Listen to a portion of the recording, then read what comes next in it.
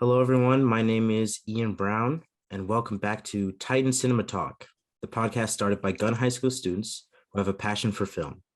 Look forward to our segments on analyzing movies, conversing with guest speakers, and deep diving into the world of film. Today, we have a very special episode with a very special guest. This is someone I've known, I would say, since middle school. He was in my mom's Bible study group, and this is Dr. Solomon Hughes. He's playing Kareem Abdul-Jabbar in HBO's Winning Time, The Rise of the Lakers Dynasty, which is about how the Los Angeles Lakers became the most successful professional basketball team in the 1980s. Co-stars include Quincy Isaiah, John C. Reilly, Sally Field, Adrian Brody, Molly Gordon, Jason Segel, and more. Welcome, Solomon. Thank you for joining me here. Thank you for having me, Ian. I'm very excited to have this conversation with you. Absolutely. All right, let's get into these questions. So first off, what was your occupation before this, and how did you get into acting? So I'd worked in the realm of education for a little over a decade. I worked at Stanford for a number of years. Before that, I was doing my PhD at the University of Georgia, but I also had a position on campus at the same time. And so ironically, I'd left Stanford and I was in the process of repositioning myself in the realm of education and looking for teaching jobs, because at Stanford, I was working in the administration in the graduate school, and I was teaching on the side. I lectured in the Graduate School of Education, and I taught a few undergrad courses. And I knew that my passion was teaching. The administrative stuff was fine and all, but I really was passionate about teaching. And so my plan was to leave Stanford and spend a few months writing and applying for faculty gigs. And about a month after I left Stanford, a casting agent reached out to me and let me know that they'd been doing this global search for the role of Kareem Abdul-Jabbar. And, I tell people, when the opportunity came my way, I was just thrilled to get the opportunity to audition. Right after I graduated from college, I actually moved down to LA, and I had two goals. I was going to train for a future professional basketball career. And I also was going to try to learn as much as I could around about the world of acting.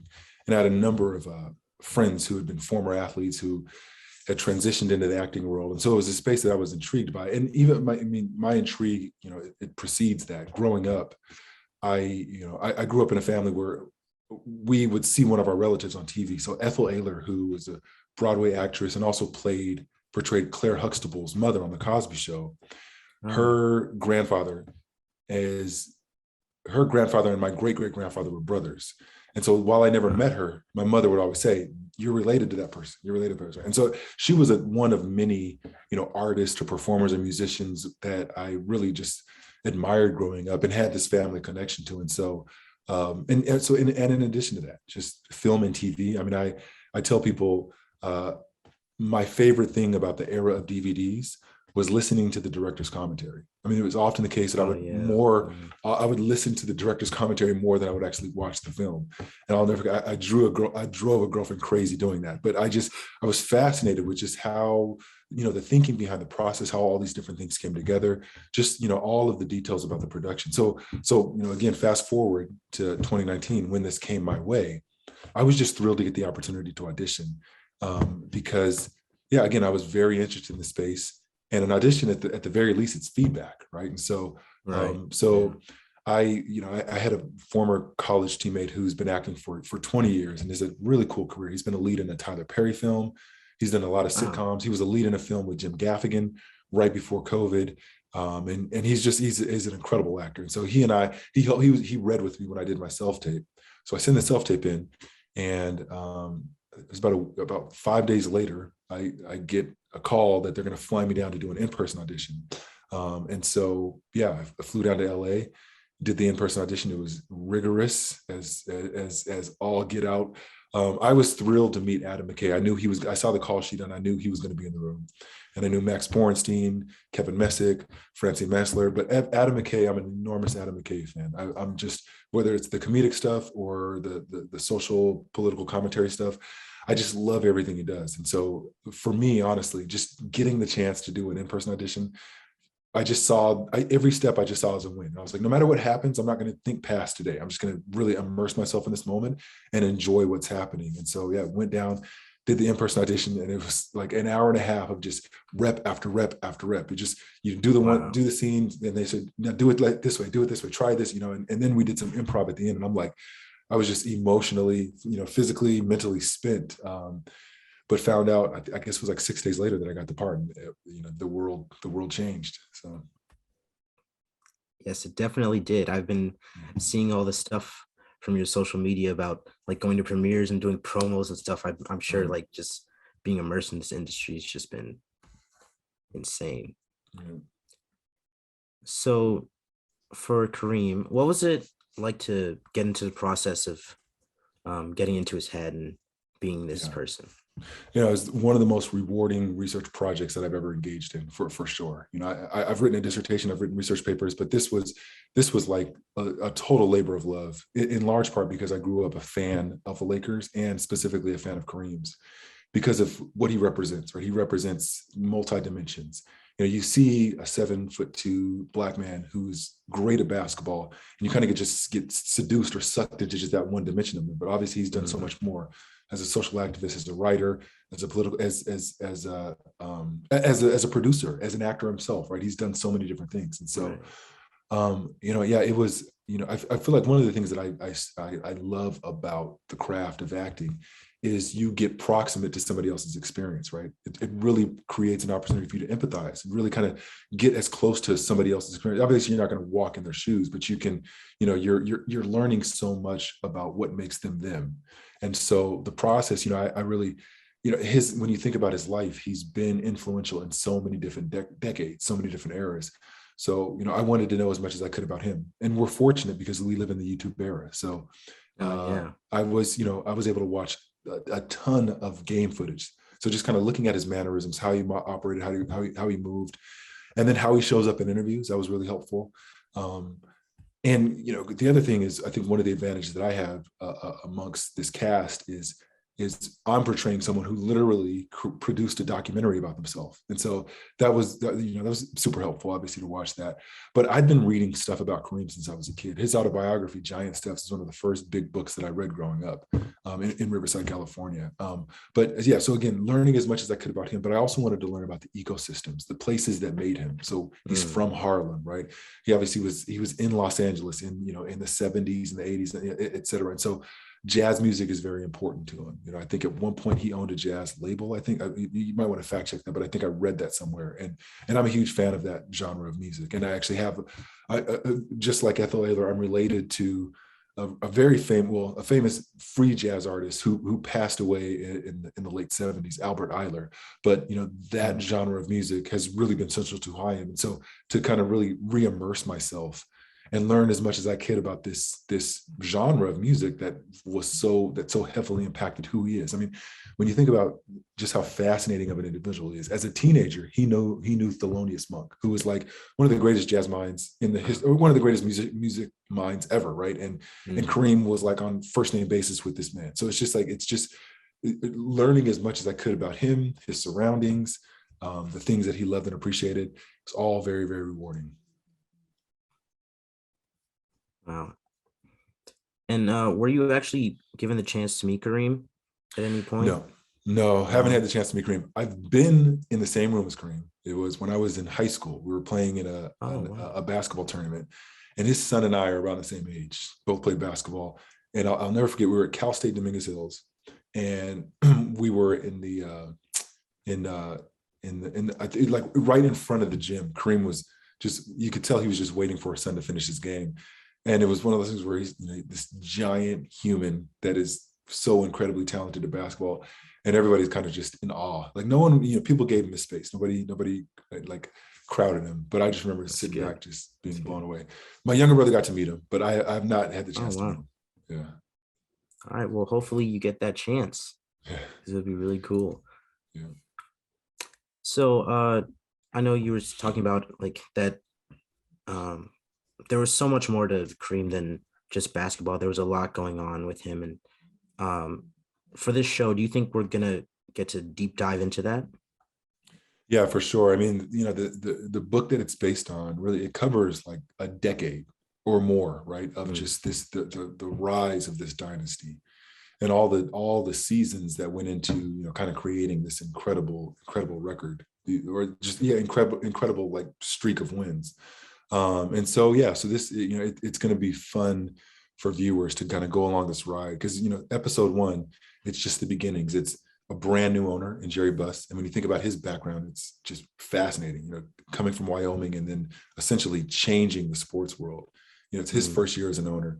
It's Irvin Magic Johnson's first year in the league. It's Larry Bird's first year in the league. And people that know about basketball know that prior to Magic and Larry Bird's rookie season, basketball had fewer viewers on TV than golf and bowling. Right? It just was not. When we think about the game today, wow. it's an immensely popular game. It's a global game. But at the time, they were fighting to get on TV. And so when Larry Bird and Magic Johnson come into the league, they just infuse it with a new kind of energy. And obviously, underneath that was the racial contrast, the white, the black. And so because of that, it was like, literally steroids into the NBA's arm.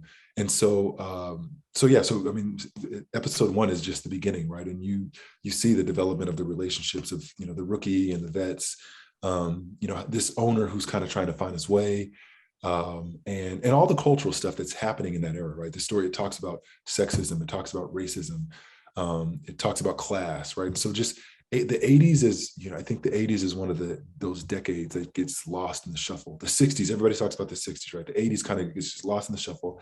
And my theory is it's the Reagan era, and there's this perception that everything was good, and that couldn't be further from the truth, right? Things were literally Yeah. falling apart. When you think about the LA riots, right, in the early 90s, I mean, the 80s were essentially like the final, like the last part of the runway until the city essentially exploded. And so yeah, so I mean, this story. The hope is that we're able to get multiple seasons and tell more and more of the story. But yes, this is episode 1 and 2 are really just the beginning. Mm. Yeah, I'm hoping for more seasons as well. I mean, Yeah. from what I've seen so far, it's been really amazing, and it's a really unique show, especially how they just show everything, especially with editing and cinematography Yeah. here. So Yeah. They packed a lot in. yeah, they did. And with your previous basketball experience, was it easy to um, do be doing all these basketball scenes and recreating games and stuff like that? And were you trying to do like some of Kareem's signature moves, like the sky Oh, hook? And for sure. I mean, I think you obviously you can't play this part unless you make some effort to learn the skyhook, right? When you think about right, the skyhook, it's yeah, you know, I'll preface it with arguably, but I feel like you don't even really need to argue this. It's the most unstoppable offensive move in the history of the game, right? And when you think about the fact that Kareem is the all-time leading scorer in the history of the NBA, and he primarily only shot that, right? And it's a two-pointer, right? He shot, I think, like three-pointers in his career. So he holds wow, this Mount Everest record, only essentially shooting 2-pointers and that one move. And so, I feel like that's, so, but and in terms of whether or not it was easy, I will say I played college basketball years ago, like nearly 20 years ago. And so getting back into basketball shape, losing the weight to look more like an 80s basketball player, because at the NBA now, people are a little bit bulkier. Strength training is more of a component of today's game, whereas in the 80s, right, not so much. It wasn't as physical. I mean, it was physical, but just in a different way. Like the people were right. very, very physical, but just they weren't also, hitting the weight room every single day, essentially. So it was very, very challenging. But also rewarding. It's like, I was getting paid to get in really good shape, and again, just try to mimic just the incredible artistic moves of this basketball player. And for those basketball scenes, what was it like to actually be doing those scenes? Because it's not like a just a regular game, right? You obviously have the All right, camera on the for court with sure. you. Right. I mean, it's in what I think a lot of us had to adjust to, and I think it was a pretty quick adjustment. It's like we were playing basketball to fit within a story, and Mm, so the basketball has to help the story, right? Otherwise, it's right. just a waste of time. And so the choreography, everything had to be on point. I think like having played ball, when you're just practicing with your team, you're only worried about you and your teammates. But in this scenario, everybody has to be in sync. Defensive players, offensive players, referees, coaches, etc. Everything has to move Right. as one. Right. And so all those details, it was challenging for sure. And just it's kind of like Max Bornstein, the showrunner and one of the executive producers, always talked about how essentially everything within the production of these shows is a trust fall. The cast, the crew, the stunt coordinators, the camera people, everybody's trusting everybody to do something that pushes the story along. And so, yeah, there essentially were no off days, because the days that we weren't filming, we were typically working on the basketball choreography, because we want it to be hyper realistic, right? And so Right. we obviously, and when you're talking about the Showtime era, it was a style of basketball that was just so massively appealing, and so yeah, it was difficult for sure, but we were surrounded by incredible people, incredible support systems, teachers, trainers. Like I said, the writers would often visit the court and kind of talk to us about what we were trying to, craft together, essentially. So, and wasn't I think Rick Fox, wasn't he like one of the Rick Fox is trainers? one of the advisors. He trained Quincy Isaiah, and obviously Rick Fox had an incredible professional basketball career. Played with the Lakers, so it was incredible having him around for sure. And so you got to talk to like a lot of former players or current players like during this time, or yeah. So there was production. There were a number of very highly skilled former basketball players, guys who were like professional basketball players but had some free time, and so they were serving as kind of like background, or in some instances like stunts, right? Whether it's an alley-oop, et cetera. Like there was a number of incredibly talented, very, very competitive actors who were part of this production. And so that was actually also one of the other highlights of this experience, was getting to spend time with guys that know the game well, have their own like hoop stories and so on. Right. So going back to this industry, what was it like to just be immersed into this, and to be able to actually work on a show? And this is also your acting debut, and also Quincy Isaiah's acting debut, who plays Magic. So what was it like for you? So Wood Harris, who I think a lot of people would say he's one of the greatest actors of our era. And Wood Harris he played Avon Barksdale in The Wire. He was Julius Campbell in Remember the Titans, which is, I think, one of the greatest sports films ever. He's in, Wood's been in so many different things. Paid in Full, Above the Rim. Like it's just being on set with someone like Wood is fascinating, because he's worked with Denzel Washington. He worked with Tupac Shakur, right? Like just the eras that he's been in, the different people that he's been a part of it. And The Wire, it's The Wire, outside of our show, I think it's the greatest show that's ever come on TV. I'm an enormous fan of The Wire, and he was obviously an essential part to that. But he would always say, Solomon, this is a masterclass. This is a masterclass, what you're experiencing right now. Soak this up, lean into the conversations, and just be a sponge. And I mean, it was, man, it was, I will use the word blessing, because that's exactly what it was. I mean, just to be in a space where the people that they brought together to put this together, I mean, they come from like award-winning backgrounds. And so being immersed in it, because there's a part of me that, for sure, this being my first production, was maybe feeling a little bit insecure, like maybe I need to go back and get an MFA or something like that, right? And I'm not ruling that out, but what the veteran actors would say to us is, you're literally taking the masterclass right now. This is like HBO is putting all their resources into this, and so there's ample opportunities to learn. And so and everybody was, again, so generous. The writers, like, if you ever want to come to the writing room, we'd love, if you ever want to come to the editing room, just to kind of see how all the pieces come together. It was just, it just as immersive and as educational as anything I've ever been a part of. And for everything in post and doing promos and stuff like that, what was that like?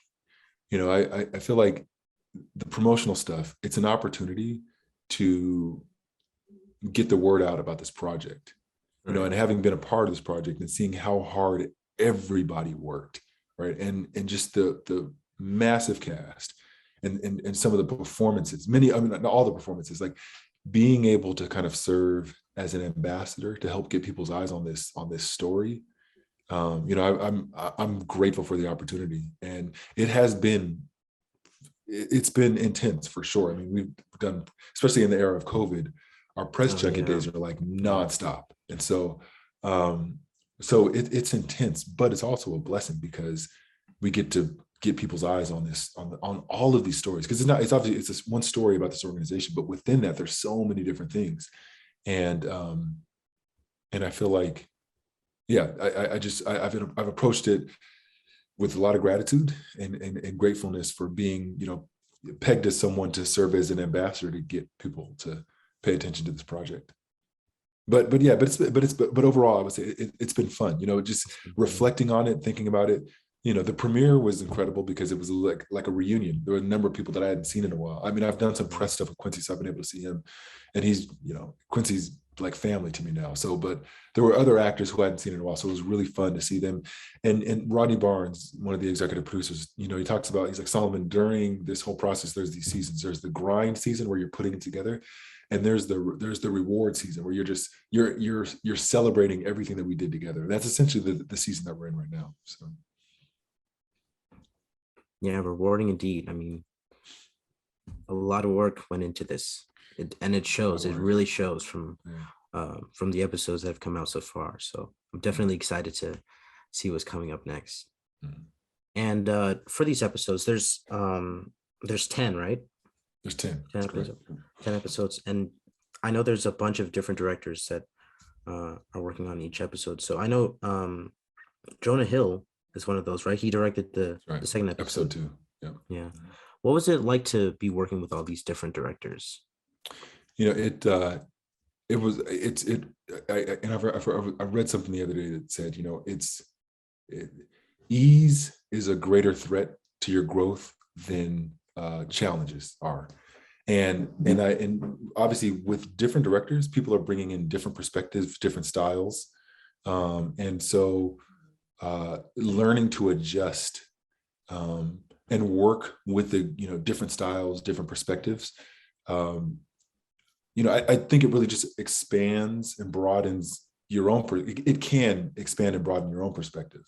So yeah, for me, it was, you know, I relished having had that opportunity because they're just seeing the different approaches.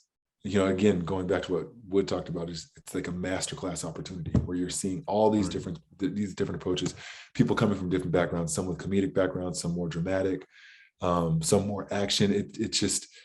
It's fascinating. In a word is how I'll describe it. It was fascinating. And I imagine for the directors, it's somewhat of a challenge because you're coming into something that's, you know, somewhat already established, right? Right. And so there's give and take on both sides in terms of how much, you know, how much you're adjusting as a director, how much actors or performers are adjusting to your style. So it was fascinating. You know, I feel like I would say it's not for the faint of heart, because I think just the adjustments are going to be a challenge, right? And I feel like you can't get shut down by that, right? You have to be able to figure out, how am I going to put out the best performance? You know, what are the things I need to do to be the best performer, right? And a lot of it is, you know, just kind of recalibrating every time. Well, I wouldn't say recalibrating, but with directors, just, you know, not losing yourself, being clear about what you need to do, you know, to be your best, et cetera. And I will say all the directors did a great job of spending time with us, you know, from behind the camera, just talking about themselves, but also kind of shaping for us what their vision was with what they were trying to accomplish. And my last question is, now, given your new experience, what advice would you be giving out to actors who are auditioning for the first time or trying to get into this industry? Yeah. So Philip Seymour Hoffman, there's advice that I've heard from Philip Seymour Hoffman and Viola Davis. And it's Philip Seymour Hoffman, I'm paraphrasing, but it was essentially, relish every opportunity you get to act, every opportunity. If you're starting out doing stuff in the background, starting out doing stuff as an extra, like every opportunity is an opportunity to learn. And I feel like the psychological ups and downs, I feel like you have to lean into being honest about what those might be like for you, because it's an industry where there are a lot of no's, and what I say to people is kind of like, a no can crush you, or it can just serve as a little bit of a redirect, where Right. you hear it and you're like, okay, maybe what can I do a little bit differently to get where I'm going. And so I would just say, like, man, and I feel like there has really been this movement to incorporate into the world of education, helping students be okay with failure. But there's a part of me that doesn't believe they really believe that, right? Because it's still very scary. But I think, Right. I feel like the reality is, man, in this realm, is you have to be okay with failure, because that's where when you're stepping out and doing something uncomfortable, or where you're really stretching yourself, right? That's where you're learning, right? I mean, I feel like I learned so much from the self tapes and the auditions that where I just got the straight up no, right? Then well, I'm not gonna say I learned more, but I would say I learned a lot. So I would just say, don't be shattered by the no's, and be intentional about finding opportunities and spaces to perform, right? To connect with other people who have similar goals. I think I one of the other things that I've told people about, like, my journey is, I'm 6'10", and I've had a number of people, over the years tell me, when I've expressed an interest in this field, oh man, you'd get typecast right away. Like, there's there's nothing for you. I literally had a friend whose brother shot short films years ago. I really loved what he was doing, and I inquired, very polite, like, I really love what he's doing. I'd love to, maybe get an audition or something. And he laughed in my face and said, yeah, sure. Whenever we cast a 6'10" Black dude, I'll let you know. And just kind of like, just brushed me off. Mm. And that could have crushed me, right? And that could have redirected me to something else. But the reality was, like, I'm not going to let somebody else's small view of what somebody should look like or how somebody should present themselves, like, determine what I want to do, right? Like, if the desire is real in your heart, you're not going to be crushed by no. So I would say that just relish every opportunity you get, and be intentional about finding a good community of people who also are passionate about this space. And the other one was, Viola Davis talked about, making a decision between whether you want to be famous or you want to get good at the craft. And I just think it's such a brilliant point to make, because the craft, acting, like, when I think of everything I've done professionally, being on a set where you're surrounded by people and cameras, and you've developed the ability to turn all that off and completely be locked into another human, and be on this journey with another human, like, literally just be completely tied and active listening to everything to build something, to make something.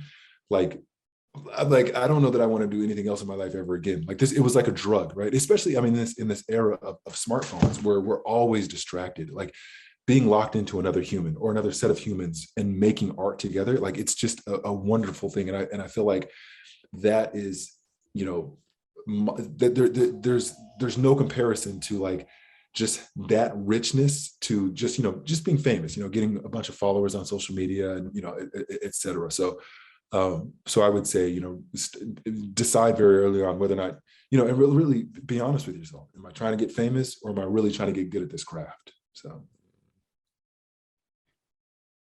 That's really, really good. That's really good advice. And I love that last part. That's really something to think about.